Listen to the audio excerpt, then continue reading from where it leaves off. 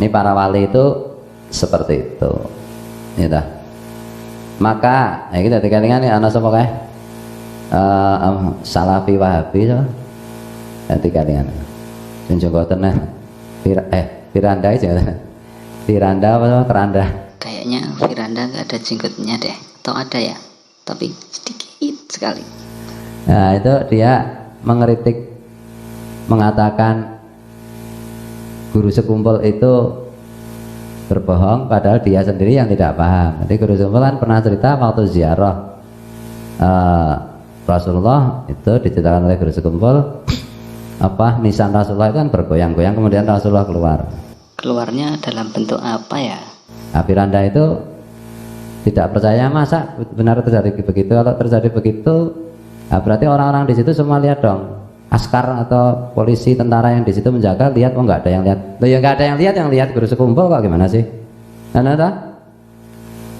Wali-wali yang lain pasti melihat yang di situ kan. Wali-wali yang lain, nah wali kan dibukakan hijabnya melihatnya, orang umum melihat misalnya Rasulullah saya nggak lihat orang umum di situ bang, toh ditutup toh. Iya.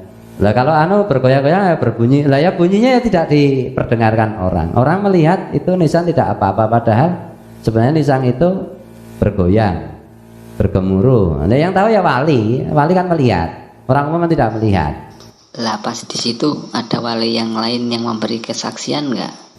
Nah ini maksudnya itu kadang-kadang itu orang Wahabi itu sukanya itu ya karena pendek otaknya, pendek akalnya, itu memahami realitas spiritual itu mereka lihat, mereka pandang sebagai realitas material. Nah, pokoknya jenenge realitas alam benda ya beda.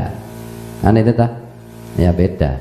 Dijelasin dong bedanya di mana biar semua yang awam ini jadi tahu. Rasulullah misalnya saya contohnya Wahabi nggak percaya kalau saya Firanda itu bersama Rasulullah, mungkin juga nggak percaya atau bisa dipastikan nggak percaya. Rasulullah tiba-tiba misalnya sedang duduk kemudian Rasulullah diam sebentar terus iya. Terus Rasulullah bilang ini baru saja malaikat Jibril mengatakan begini dan begitu kepada saya. Nah, nek musuh Firanda kita yang lain kan nggak lihat, saya juga nggak lihat ya, picek matamu soalnya kan gitu tuh. Gimana sih? Kalau sama Rasulullah pasti percaya. Nah, ini perlu saya jelaskan. Jadi begini, wali itu tetap wali, titik, percaya saja kepada wali, selesai. Karena yang dilihat wali itu orang lain tidak lihat. Ya gitu loh. Wali itu warasatul anbiya, ulama warasatul anbiya, ulama di situ artinya wali. Ya ta? Wali yang kategori khusus maksudnya itu. Yang kategori khusus seperti apa dan yang kategori biasa seperti apa? Penerus para nabi juga melakukan itu, wali juga melakukan itu. Kalau nabi itu fenomenanya namanya wahyu kan itu tuh. Kalau wali itu namanya ilham kan itu. Ya sama penerusnya gimana sih? Nah ini nanti misalnya soal kalau kita bicara soal bid'ah, ini guru sekumpul sudah menjelaskan kurang lebihnya begini. Nggak ada sebenarnya bid'ah itu. Semua yang dilakukan wali itu bukan bid'ah. Karena wali itu penerusnya Rasulullah, dapat ilham melakukan ini dan itu. Di zaman Rasulullah tidak ada. Loh iya, memang belum saatnya ada. Kan itu.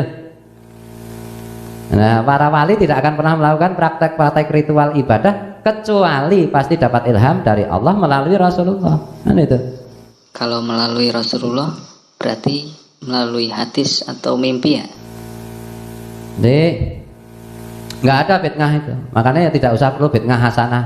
Itu kan istilah aja untuk memudahkan, bid'ah yang baik. Padahal tidak ada. Tidak ada bid'ah, itu loh. Tidak ada bid'ah. Itu adalah ilham yang diberikan Rasulullah. Diberi ilham melalui apa ya? Mimpi lagi atau melalui hadis? Itu loh.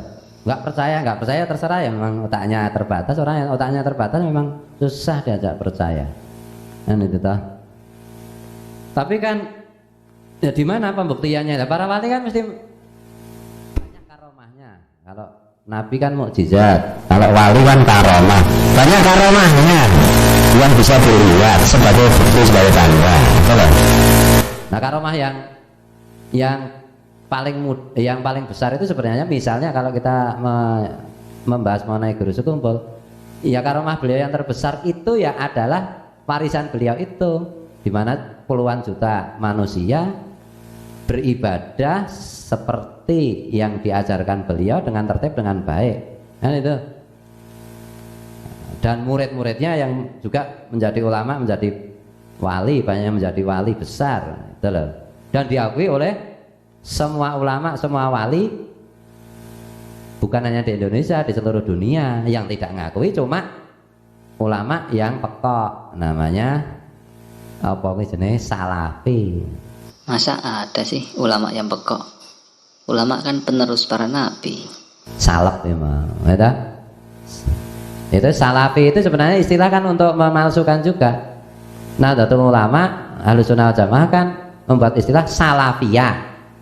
Nah, mereka supaya ini dipelesetkan menjadi salafi, ya, salafi, ya, supaya orang pada ini mesti Ahlussunnah wal Jamaah, ini mesti Nahdlatul Ulama. Bukan, itu salafi.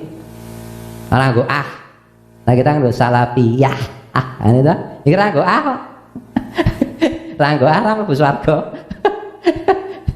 Waduh, kalau yang nggak pakai masuk surga gimana ya? Selain golongan Anda masuk neraka dong. Ya Wahabi kan itu toh.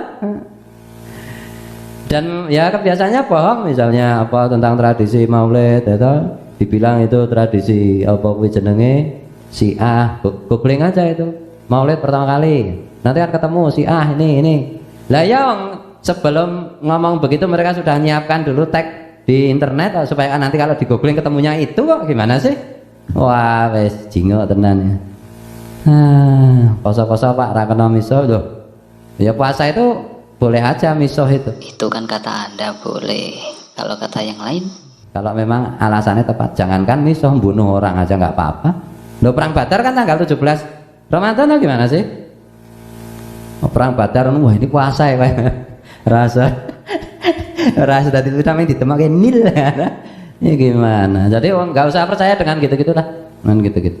Ini bukan untuk kalian itu ngurus sapa-sapa ya ora tok percaya. Aja meneh Wahabi. Bangsa kira tok percaya. Maksudnya teman-teman yang di itu mereka itu suka memalsukan data, suka memalsukan ayat. Coba masyarakat yang lain dikasih tahu ayat mana yang sudah dipalsukan. Orang awam pasti sangat menunggu. Suka memalsukan tafsir, suka memalsukan hadis. Kerjanya gitu-gitu aja. Ini tuh. Kerjanya gitu dibayar nggak ya? Oh, usah ribut-ribut. Islam di Indonesia yang diwariskan oleh turun-temurun para ulama sudah benar, titik. Tidak ada fitnahnya, titik. Sudah benar. Sing otak-atik begini dan begitu, begini dan begitu. Itu kemplu, al-kemplu minal kemplu. Nggak usah di ini. Gitu loh.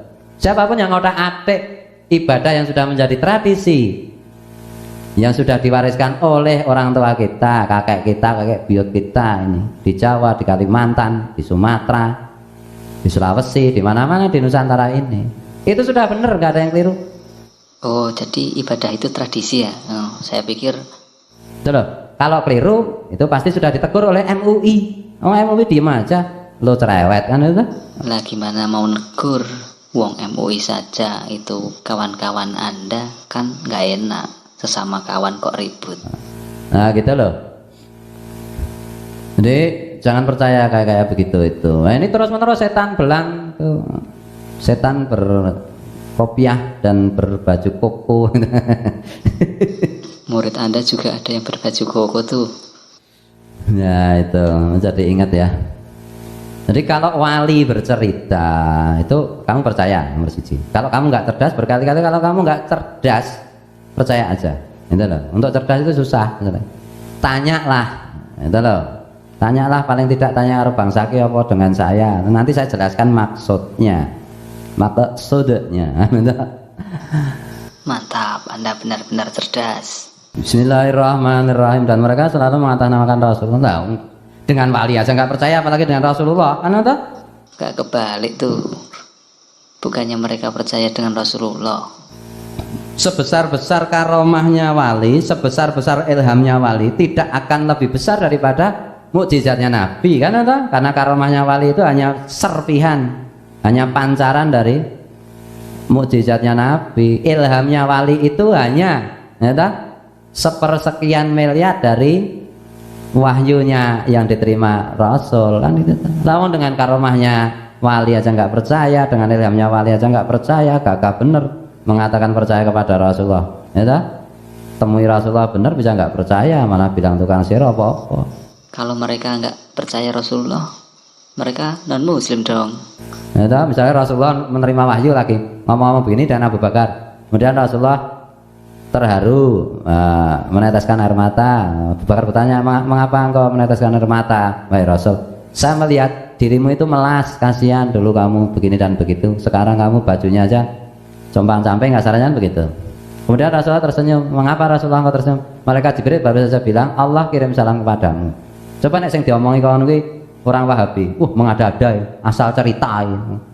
Nanti malaikat Jibril ndi irunge ndi ra ketokno ayo. Tapi cek matamu je. Kan ngono to? Kalau sama Rasulullah ya pasti percaya. Gimana sih?